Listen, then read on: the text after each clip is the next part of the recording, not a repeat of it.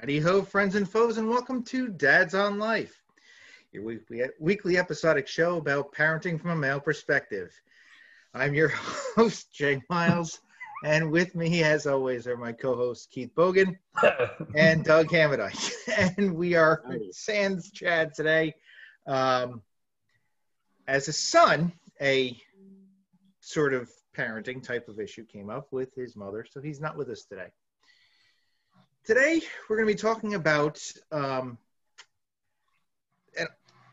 based on what came out, information earlier this week about the Holocaust as it pertains to Gen Z and other aspects of essentially the fact that history as a curriculum in general for students is on the decline. In some schools, history is being eliminated altogether, along with the arts. And I made a comment earlier this week of when was the last time you needed to use a quadratic equation, as opposed to when was the last time that you needed to know when Francis Scott Key wrote the Star-Spangled Banner. We'll pretty much carry on from there. We will kick off with apparently a study said something like 66% of Gen Z do not know or do not believe that 6 million people were killed in the Holocaust. Who would like to start us off here?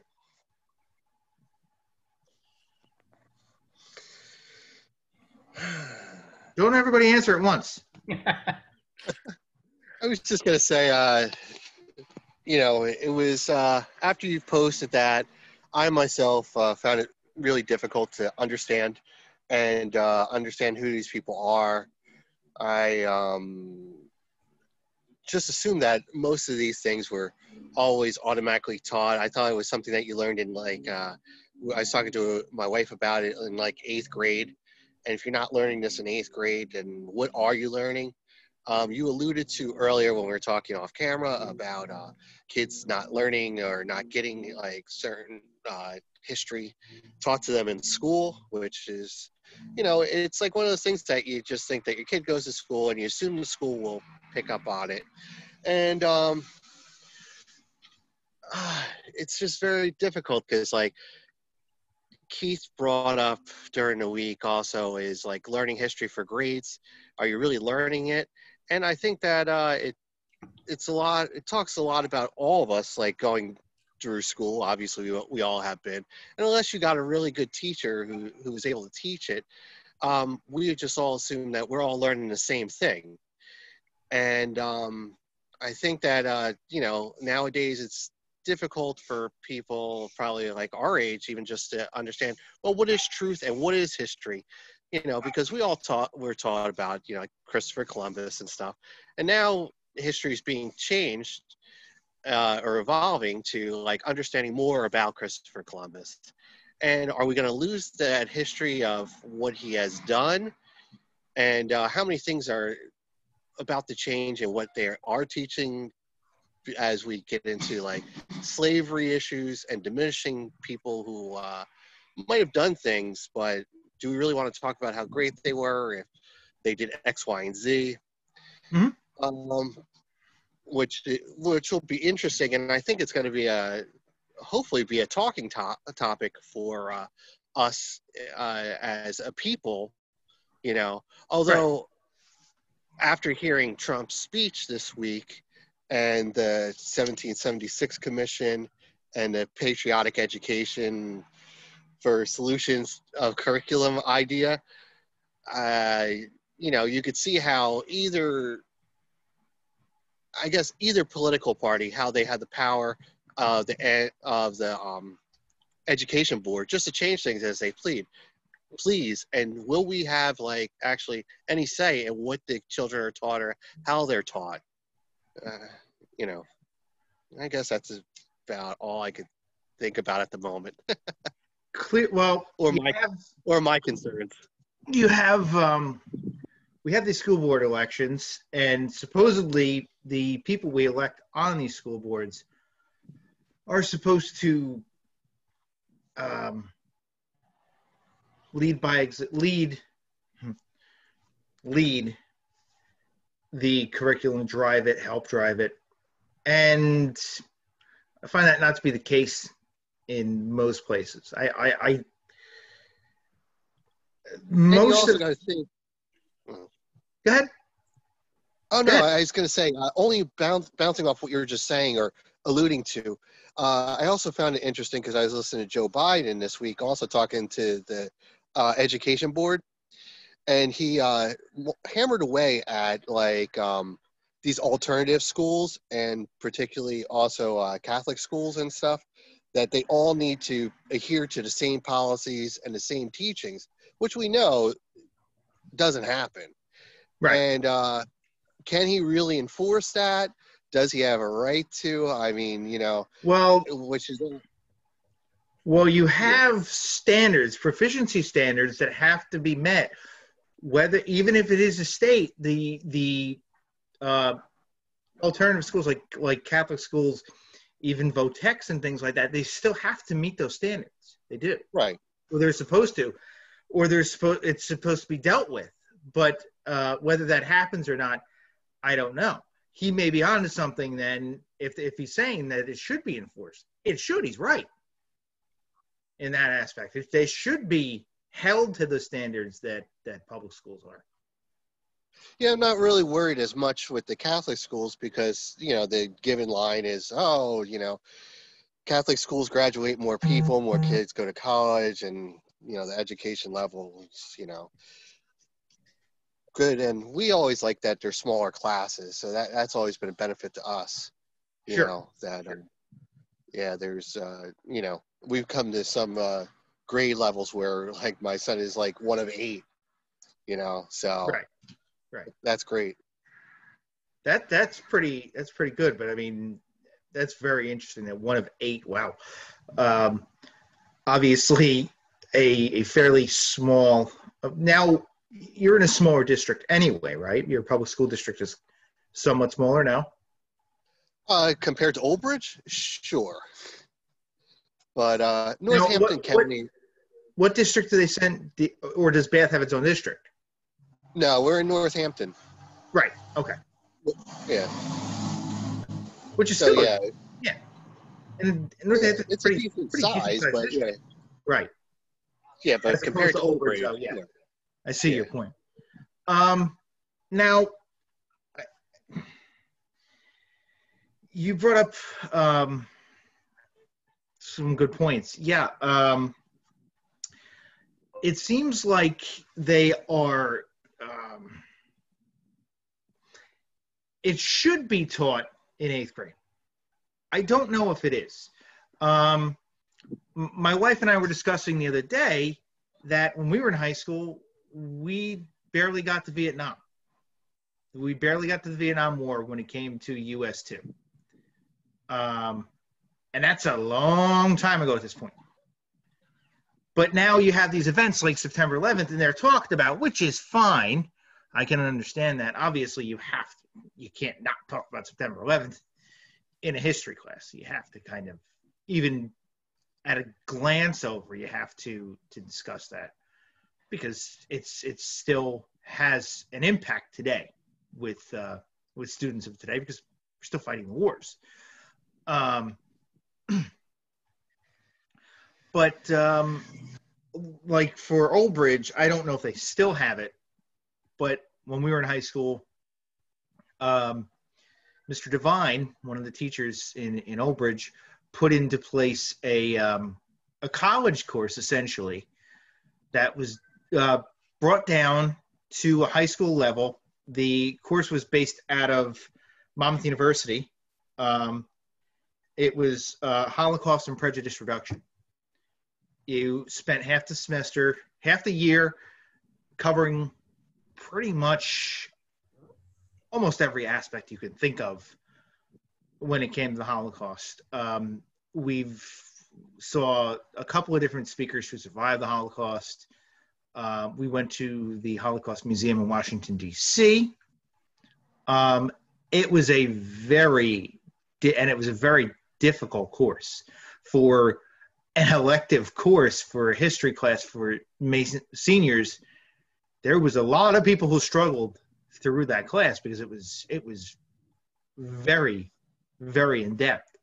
And then the other half semester was prejudice in general and reductions and things like that, and how to tools you could use to take forth into general practice in your life on such incidents. Now, the reason that one of the reasons I really think of the decline of history being taught in high schools, in schools in general, it not having the importance it once did, is when you have the thoughts some people have of the Holocaust out there, and you bring that into light, how do you stop history from repeating itself? How do you stop someone? And I understand that on that scale, you just go, it's not possible. Well, unfortunately, it is. It is possible that there could be one of these world leaders that eventually does carry the power of Adolf Hitler,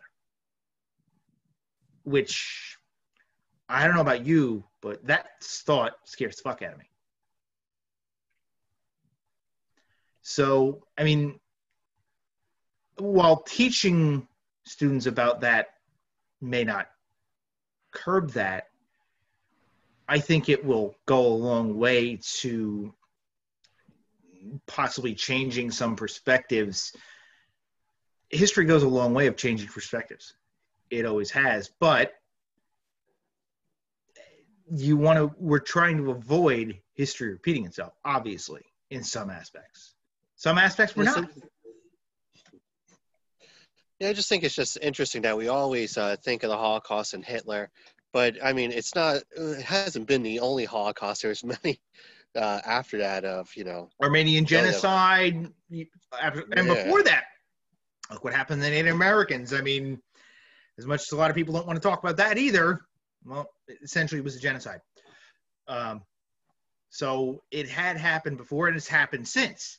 Yeah, the Armenian genocide. You have the genocides in Africa and all over. Pol Pot was after Hitler. So yeah, I know.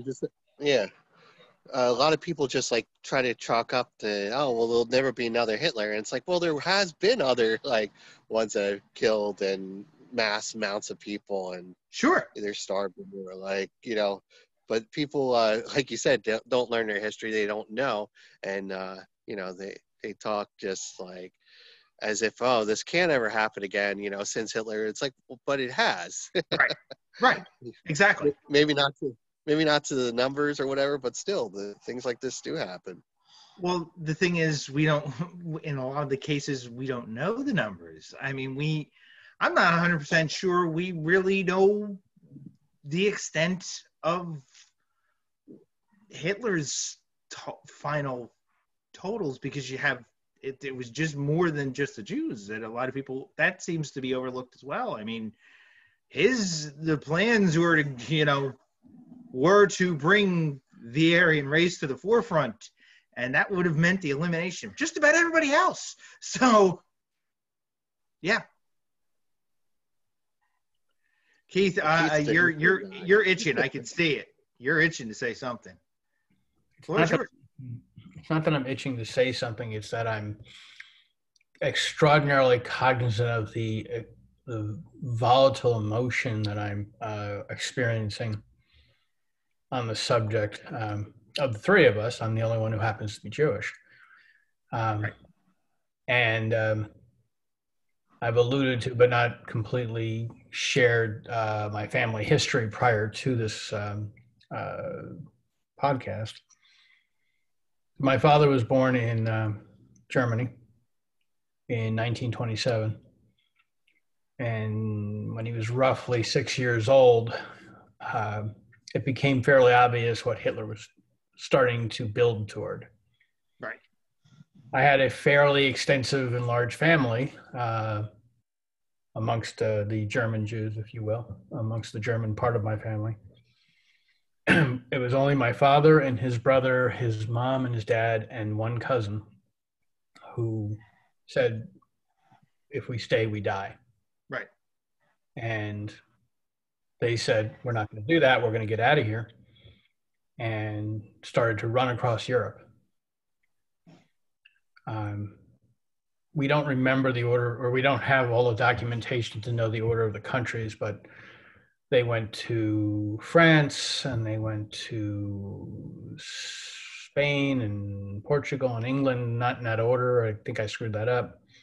We believe it was Portugal that was the last country, and that's what, when they finally realized that they were not safe even there, they left. But when you're in Portugal, you speak Portuguese. And when you want to go somewhere in the Western Hemisphere and you speak Portuguese, you go to Brazil, which is where they wound up for a while. Everyone they left behind died. There was not a single survivor. So, as you can imagine, I have a very small family. Right. I wrestle. I want to treat the subject with the objectivity that it needs, but it's very hard to do that. Right. Very hard to conceive of the possibility that anyone would actually believe that this didn't happen. Mm-hmm. I sat with my grandfather, my father's father, who was one of those 5 people, many times. We didn't get deep into it because he didn't want to talk about it, but he acknowledged it. You could see the haunted look in his eyes from those days. And I mean, all those people who died, I obviously never knew them, but he did. And they left behind us a decent amount of family possessions and wealth and such, and had to start from scratch. Even running across Europe, they did not know day to day where the next meal would come from or anything like that. Right. So my whole life and I'm the oldest of the group here. My whole life I've heard stories of people who discounted it, didn't believe it, thought it was all made up, but it's been growing in intensity over the years, and over the last 10 to 15 years, it's at a fever pitch in terms of people who now have gone out of their way to try to erase that history. Right. Probably the same ones who are upset about, taking down statues now about Confederacy and such. But they're the ones who want to erase all of the atrocities that happened against the Jews. And you're right, Jason, many other people.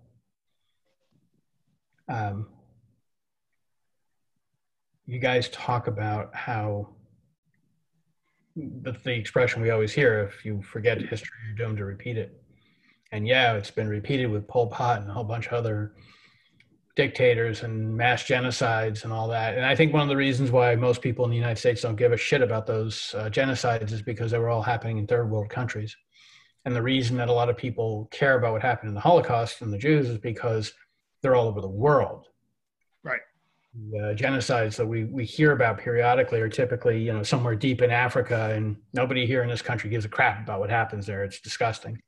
Yes. But where I differ from you is that I believe it is not only happening again, it's happening right now, and it's happening in this country. And Hitler lives, and he lives at 1600 Pennsylvania Boulevard or Avenue or whatever. Avenue. And that he's doing exactly what Hitler did from the moment he started campaigning. And before that, he was doing exactly what Hitler did. He has built his empire exactly the way Hitler did, and I've been screaming about it since he was campaigning before he was even elected. He is absolutely mirroring all of his behavior on what Hitler did. It's as if Hitler has been reborn. And this is why what's going to happen in 44 days is so incredibly critical, because at least half of what you know in this country will not exist in 10 years' time if the wrong result happens on November 3rd. We worry about not educating our kids the right way. Almost all of history as we know it will be destroyed and removed if the wrong result happens in 44 days. Yeah, there's a lot of people who are guilty of rewriting history and conveniently leaving parts out and adding parts in. You made a good point, Doug, about what's happened with Christopher Columbus. Although most people would say it's not so much anything that was left out, it's more things that have been discovered along the way that you kind of add to. Oh, he's this great hero, but he kind of had some of these flaws too. Yeah. I don't know if they're worth taking down all the statues or anything like that, but history will eventually reveal the warts on everybody. But what we have experienced in the last half century in terms of the revisionist history is absolutely nothing compared to what's about to happen if the wrong thing happens in 44 days. And I freely admit that I'm much more preoccupied by that than worried about what's happened previously. And because this is a Dads on Life conversation, I spent years talking about this with my sons, long before the evil came to Washington that's there now. They are, this is sort of a repeating theme. We can blame our education system for rewriting history, but we're just as much responsible for the education of our kids as the school systems are. Mm-hmm. So my kids are in a really great place because their mother and their father have taken extraordinary measures over the years to include math and science and history and English and all these other things in daily conversations in the house, because we are just as much their teachers as any of their teachers were. Now, I could never teach chemistry or calculus, and good Lord, I think Jeremy took multivariable calculus as the AP class in his junior year, and that was about 12 years of math more than I ever had. But there's some things I can't touch, but the basic building blocks, which are so much more important than the specialty stuff that comes later, we all should be able to do that as parents. And I'm very happy to report that in this household, and I'm sure in yours, in both of yours, and in Chad's, that we've done a lot of good things to help fill in the blanks. I mean, I remember the days of quizzing the boys on state capitals, which I guarantee you, if you did one of those surveys and you went out to the Gen Zs, they would score like 3% on state capitals. And it may not seem very like a big thing compared to the Holocaust, but I think it might be a little more than that. But yeah, I think you're onto something there. I'll give you 6. I mean, it's just ridiculous. These kids don't know shit. And I'm not picking on their generation. I'm picking on their parents, which is basically us. I think that, and yes, we're of varying ages, so to speak, when it comes to parenting, but parents in general just don't hold up their end of the bargain the way they used to. Parents in general shove the responsibility onto the state systems, which are much worse now than they were many years ago when there was state funding and federal funding available. And now it's, in large parts dried up, and it's about to dry up a lot more. Post-COVID, the arts, the history, all that stuff, they're going to kill a lot of these programs. And they're going to do it in the name of money because they're not going to have it. Right. But there'll be a lot of people behind it going, yeah, let's erase that history because we don't like it, because we want to draw a new history. Okay, so there's a lot of danger there. Mm-hmm. Again, the elections in November are critical for that, among many other reasons. Right. I can't. I can take part in this conversation, but I don't think it's any secret based on the way I'm behaving. I'm far more emotional about it than I should be as a rational person or as an objective person contributing to the conversation.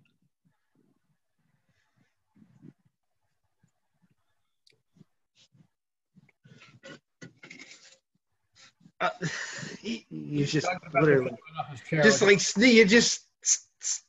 didn't even see an end point there. Sorry, I got nothing more for you at the moment, so give me more to fish with. You mentioned, and I didn't want to bring up the arts, but yeah,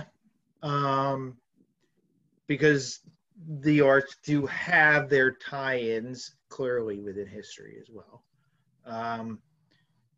Because you have, I mean, you could run the gamut of history with things like music and art and stuff like that. And one of the things that, going back to Hitler, one of the things that he attacked was the arts. I think it's pretty well documented. I mean, I know people think the movie Swing Kids was just a fictitious movie. No, it wasn't. Django Reinhardt and people like that of the swing generation, that and Count Basie, that shit wasn't allowed in Germany. They were highly critical of art as well, especially art. There was mass destruction of all kinds of, I mean, there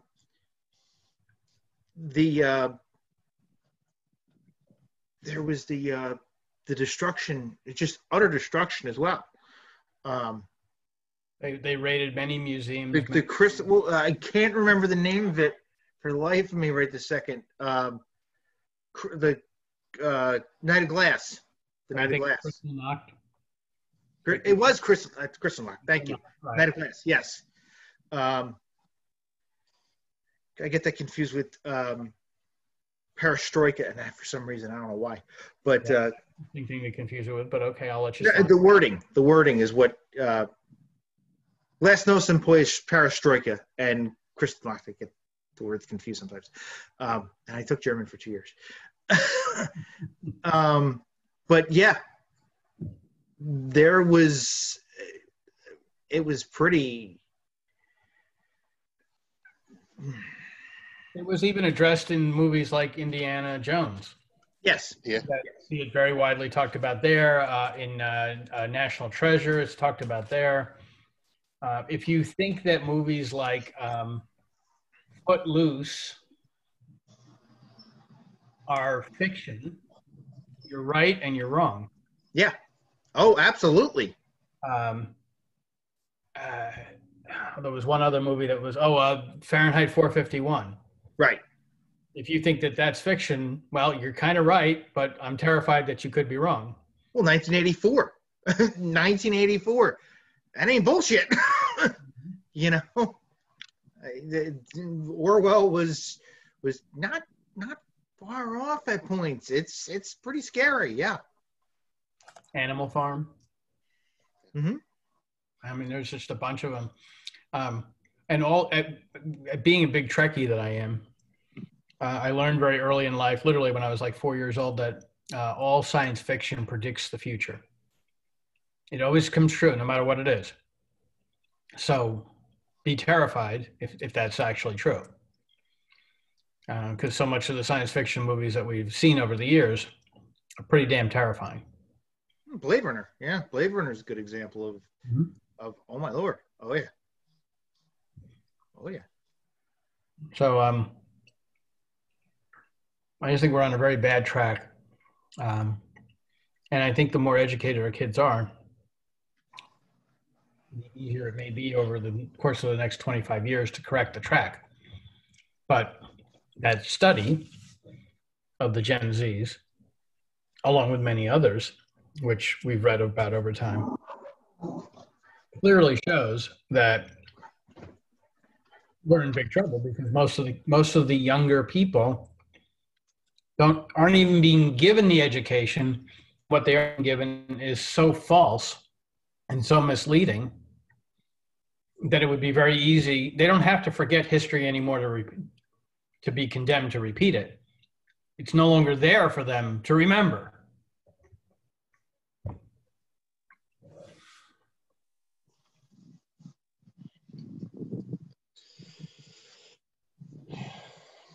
I have silenced Doug.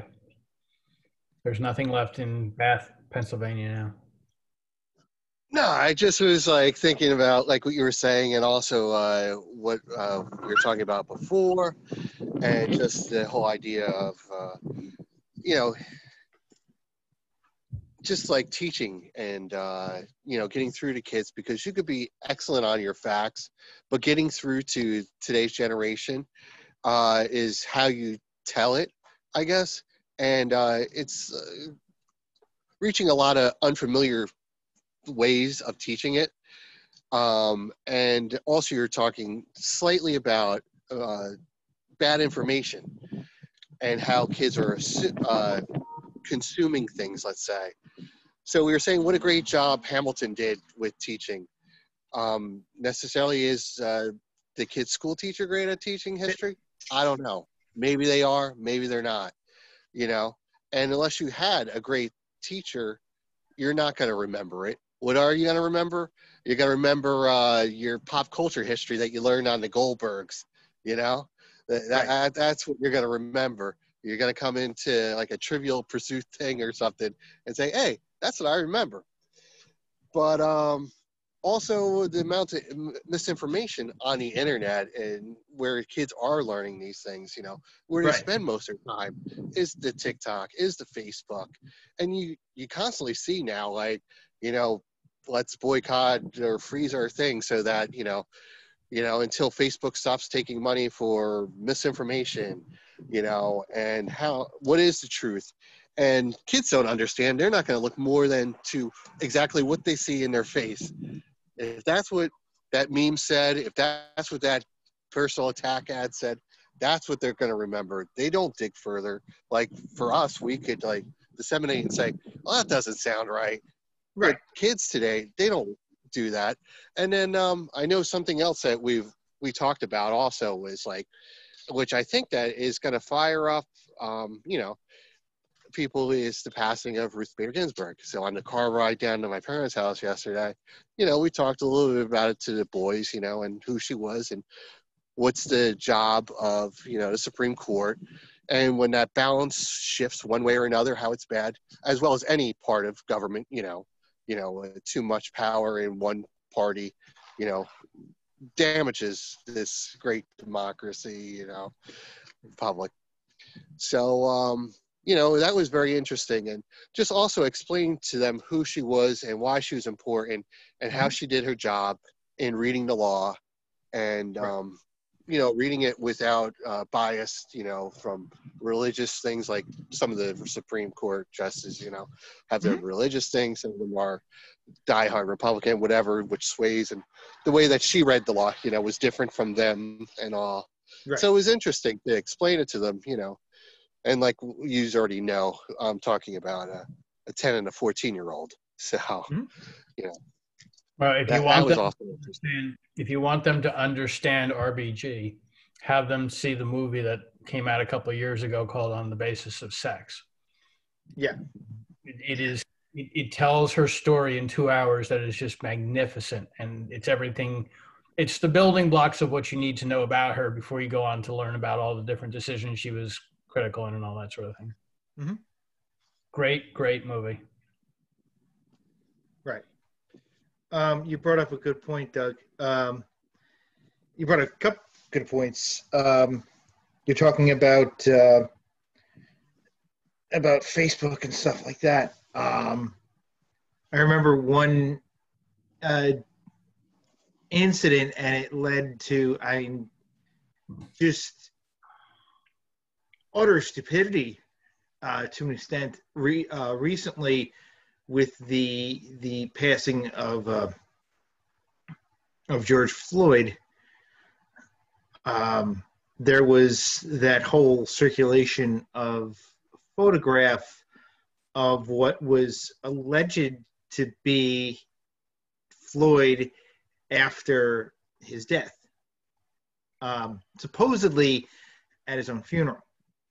The picture was an NBA basketball player, it turned out to be, who was someone who knew George. I believe he was related to him. I believe it was his cousin. And where he was standing didn't look anything like any funeral home I'd ever seen, with the big marble steps that was behind him. I believe it was probably either a courthouse or some kind of government buildings steps that they were in. So yeah, I mean, obviously there's misinformation represented on the internet all the time. And that will continue to happen because it's the internet.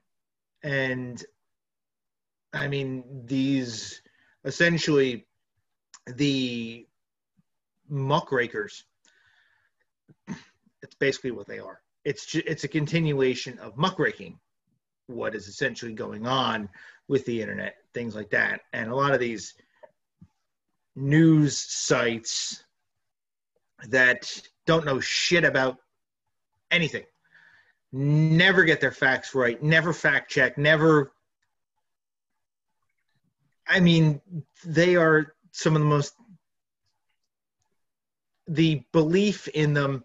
There was a survey recently, or not a survey, it was a graph of how many of these news sites that are both on the left and right, that their truth, the truth they tell, is so minimal. It is bare bones of what they do.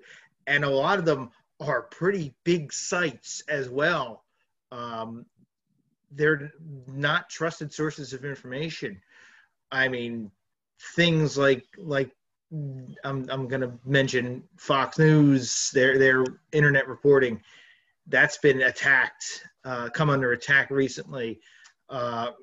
There's others. I mean, obviously, there's the Post, the Washington Post. Those have come under attack for their slants and some of their misinformation. Huffington Post. What's that?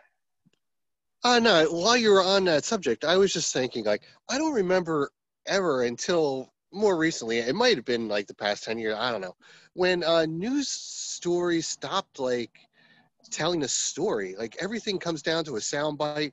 It comes down to a couple no. And, like... The last 10 years? Oh, hell no. Hell no. That has been going on from day one. If you honestly listen to and read what they've been doing, that's been happening a hell of a lot longer than the last 10 years. It's just that you notice it on the internet because there's sound bites attached to it. No, it's been happening a very, very long time. And it's been on TV and radio as well. I feel like print, like when you used to read the newspaper, because that's the only way you could read it. I thought that there used to be more quotes and more to, like, you know, a story than like 2 sentences. Yeah. You know? There isn't anymore. No. It's well, that's what I mean, you know. When did that happen? Yeah. That this with the rise of the man on the street idea of news, but that's been around since the 50s and 60s. That started in 1950s and 60s with the soundbite, the sound clip. Started on radio and then moved to TV. Yeah, and it's a punch. Basically, essentially, your soundbite is essentially a punchline in most cases. Because the press secretary lately has been going after the press. You know, they'll read her a quote and she'll just be like, but that's not the quote. And they'll be like, well, that's what it says in front of us. And she's like, do you want me to provide the whole thing?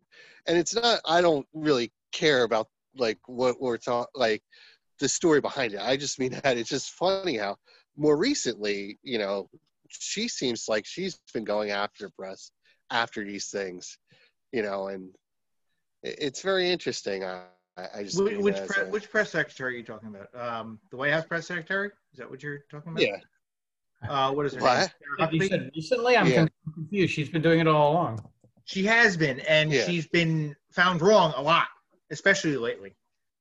She's been wrong on a lot of what she says. She's been backpedaling. Actually, she's been lying backpedaling her head off because of him recently. Yeah, I just mean, it's just interesting that, like, I mean, just as news sources and what people are learning, like I was saying, that it's only like what is in front of them, and it's like a 5-minute blip, and this is what the kids are learning from, and it's crazy, Well, to go back to let's actually just I just want to bring this up quick.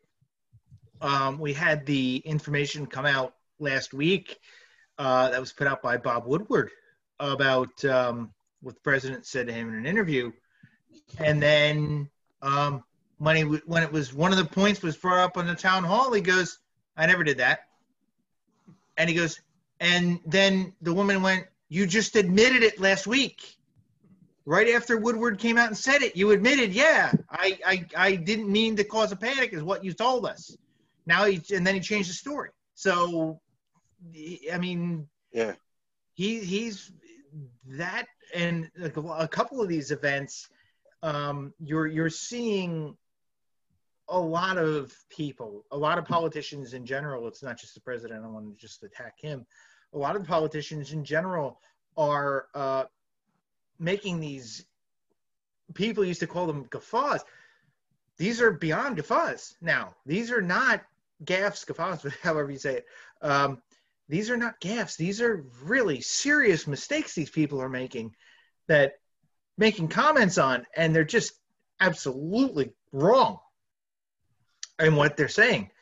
But it's the thing is, some of it is press secretaries and things like that are sent to handle these moments and deal with questions, and they're not dealing with them. We're dealing with them incorrectly. I mean, there was somebody thrown out of a reporter thrown out of one of President Trump's rallies, pretty much for no reason whatsoever. Last week. So these and you're about this going back to the sound bites. The story is always how the media works is the media works on one general rule of thumb: if it bleeds, it leads. Unfortunately, that's the way it is. It's the way it's always been. That's the say. It's more than just saying. That's their general practice. If it bleeds, it leads. So sound bites, that led to the rise of sound bites in, like I said, on radio and TV very long time ago.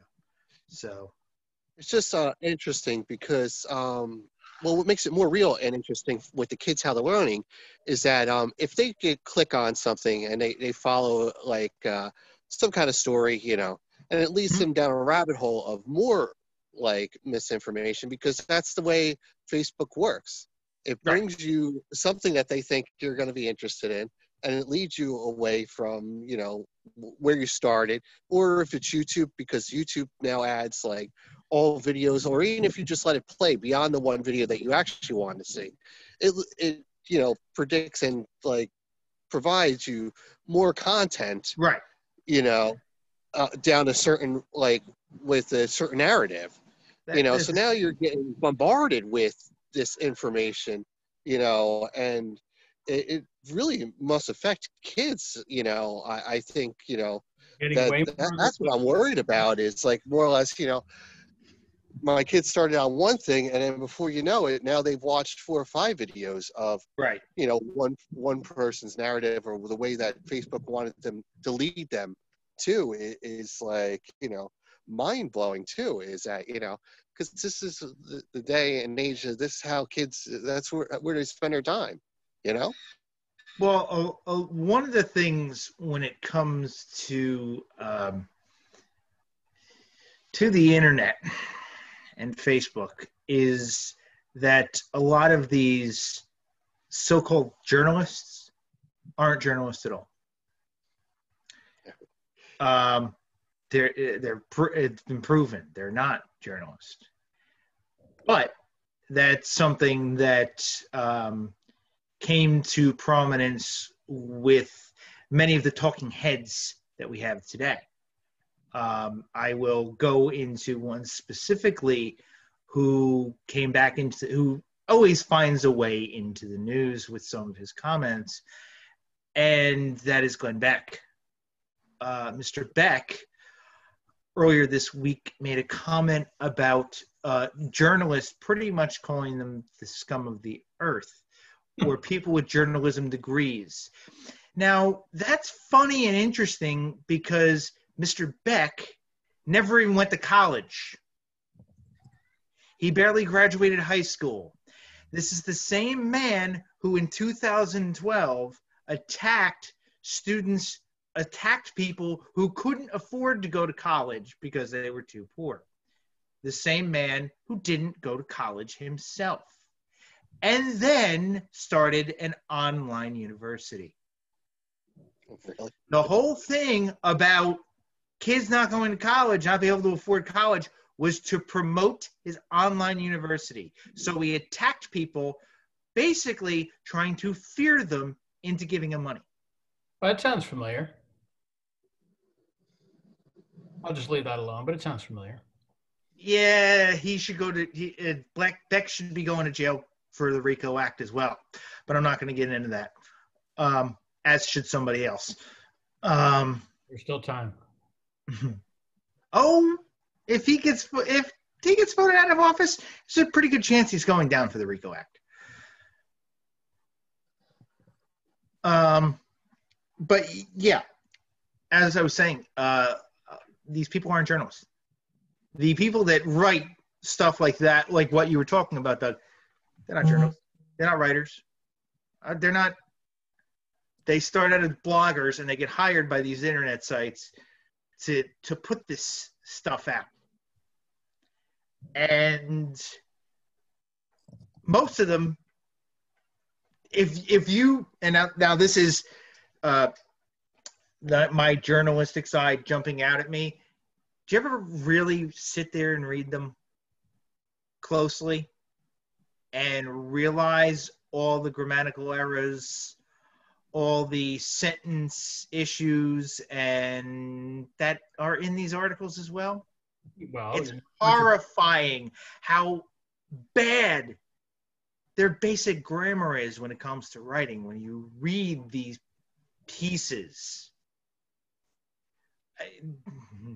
I use the term all you want and call me a grammar, but that is true. It goes hand in hand with this misinformation that they're putting out. The fact that my 9-year-old can write better than half these people. But they get paid, some of them pretty well, to do this. Unfortunately, it's the times we live in, and people eat this stuff up and recite it line for line like it's the Bible. So, if we go back in our conversation a while, what the kids, I throw the parents under the bus for not participating in the educational process. But clearly we live in an age of social media and increasingly bots that exist only to disseminate misinformation.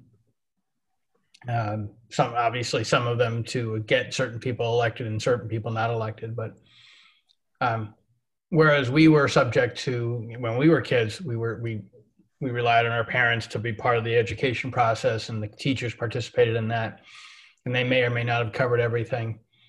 We weren't assaulted by all of this misinformation. We weren't, which dominated our view screen, by the way, because as much as the teachers teach and the parents participate, what do the kids see more than anything else? They see social media.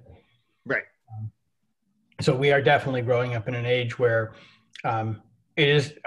The more I think about it, the more I shouldn't be surprised that 100% of all Gen Zers think that the Holocaust is fake, because they're constantly being abused by bot information that says that. There is a concerted effort out there from a certain part of our society to try to erase that part of a history because there is so much anti-Semitism going on. In the same way that there's so much misinformation being put out there about the protests on behalf of the BLM movement, information that is trying to make it look like all the protesters are violent and destroying things, which is so far from the truth, it's unbelievable. But we are assaulted by all these images of police and tear gas and people throwing bottles through windows and things like that and looting, which is probably less than 1% of the activity that's actually happening. But the bots are doing a great job of absolutely ruining our lives and telling us all this false information. Right.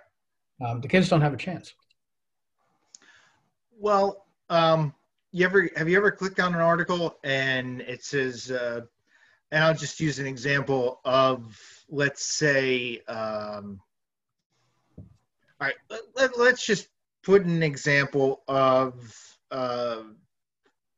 say, a basketball player is talking about going to sign with the LA Lakers, right? What are you talking about? And you click, no, I'm not talking about anybody. This is my point. You click on the article because you're interested. You want to see who it is. You read it. You keep reading it. And you keep reading it. And then you get to the end and sit there and think, well, who the fuck's the player? You ever do that? You ever have that happen to you? Yeah. That's what these bots do. They get you, that's their point. They get you to click on it because of their headline, and then sometimes don't even provide the information you're looking for.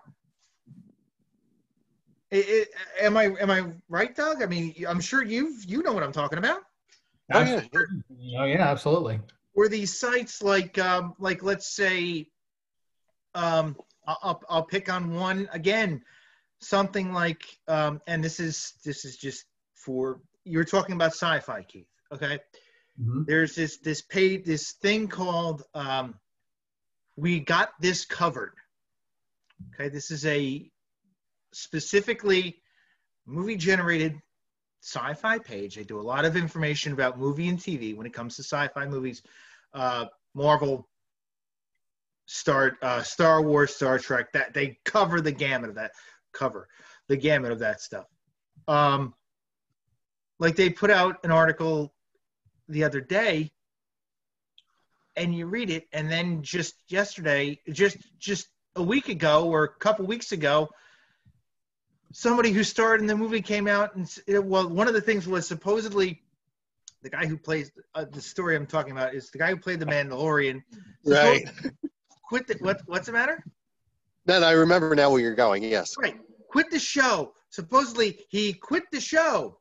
Meanwhile, one of the co-stars, and it held up filming, and he may be completely off the show. Meanwhile, Gina Carano said before the pandemic, filming's done, and made nothing of an issue. Another example of there was a couple weeks ago, I was reading a story on, I think it was a wrestling page or something like that, and it said I forgot what wrestler it was, but he's signing with this company. And then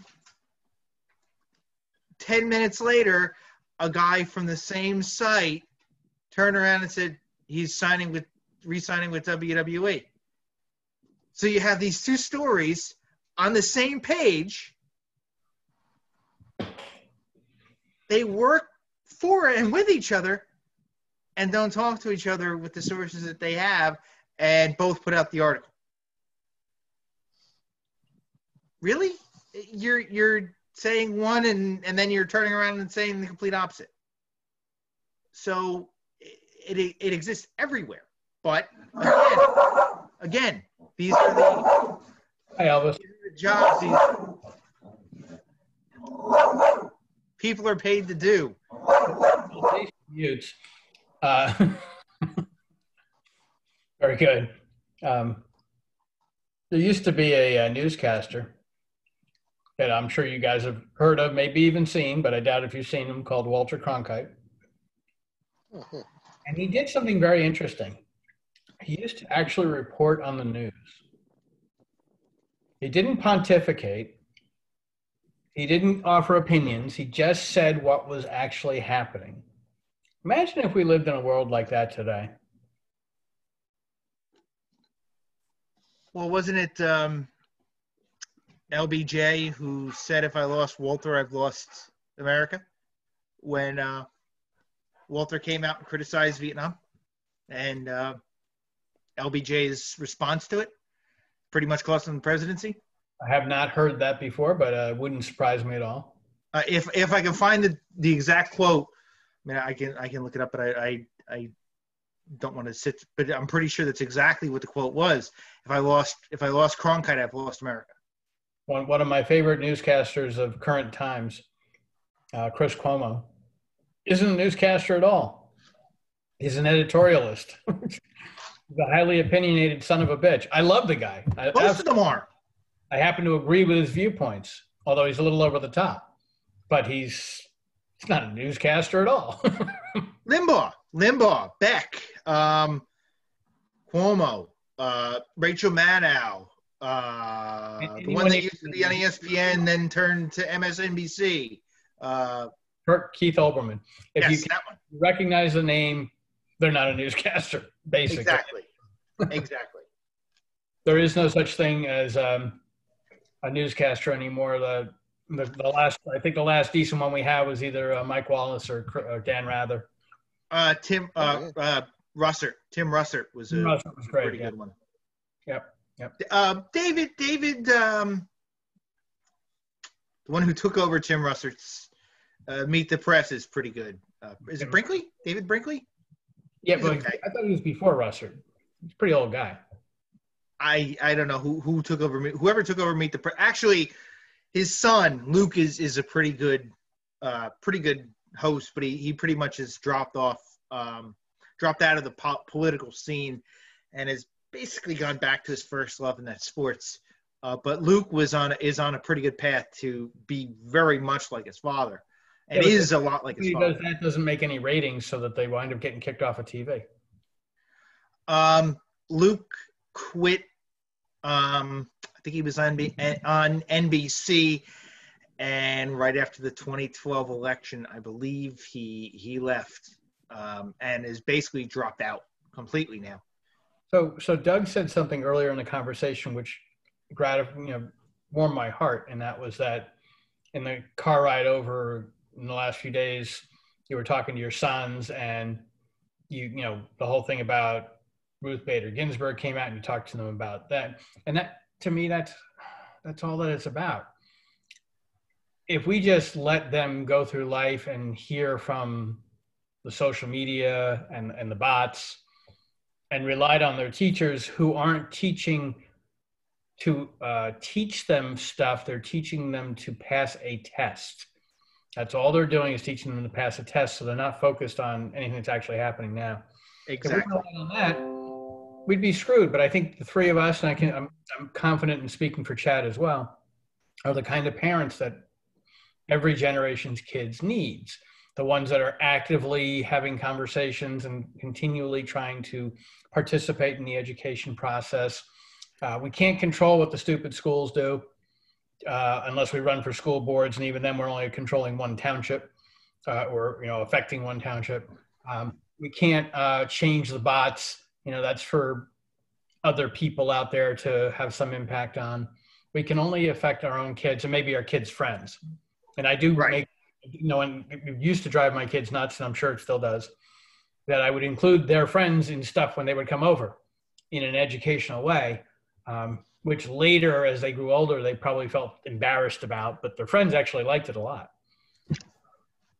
I think it's for the four of us, it's critically important that that's what we do.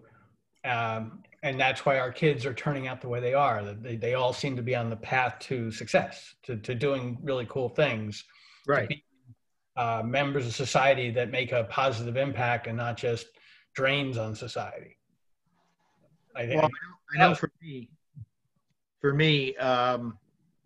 there'll be two things that my kids will know, and that will be history and how to write. I was nearly double major at Rutgers, journalism and history. So they'll know about history and they'll know how to write for sure. Unfortunately, I can't speak for other people in their generation. Nope, absolutely not. And that's where you get 60% of Gen Zs don't even think that the Holocaust was real, or whatever the hell the answer was on that.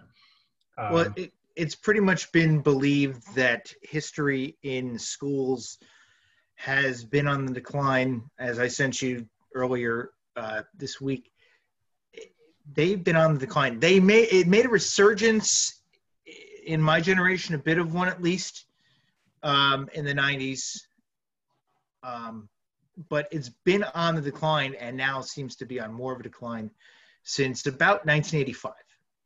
The 1980s was pretty much when the thought of when these revisionist histories started to come in, creep their way in. Definitely in the 90s made their presence known. Probably around the mid to late 90s when you had the true light of what happened from the late 1970s into the early 90s, when a lot of people woke up and went, whoa, no, this was not very good. History started to take a little bit more of a comeback into prominence and has fallen off pretty hard since about 2000. So we've had 20 years. As I said, we didn't even get through really Vietnam. And I don't know. I mean, I can find out for sure where they're going with, because my niece will be in history, US 1, I believe, and then US 2 next year, and be able to find out and report back of where they get to at this point. Did you hear what you just said? The timeline you just quoted, because what you just said, when it really fell off, completely paralleled the advent of the widespread access to the internet. Yep, absolutely. And I wasn't, yeah, absolutely. 2000, really 2000, 2001, September 11th. And you think about how much we learned about September 11th, because a lot of the theories came up because of, guess what? The internet. Mm-hmm. Which I won't attack theories like that. We don't have to. That's people's personal belief, and I'm not going there. But unfortunately, if it does become something that continues, like you said, Keith, of just trying to teach them enough to pass a class or to pass a proficiency, which is still the point of a lot of these high schools, history absolutely could once again be doomed to repeat itself. Anything else anyone wants to add here? Yeah, I just was going to say in closing, I'm just trying to take real interest in like what my kids are learning and what they are mostly from the internet, and they watch a lot of YouTube and stuff. And we've sat down and we watched already, Biden speak. We've watched Pence speak, equally, and had to explain to them a little bit about rhetoric and, pumping themselves up and explaining things in a certain fashion that it makes them look good, and when they overdo it, it's was an interesting conversation with a 10-year-old, so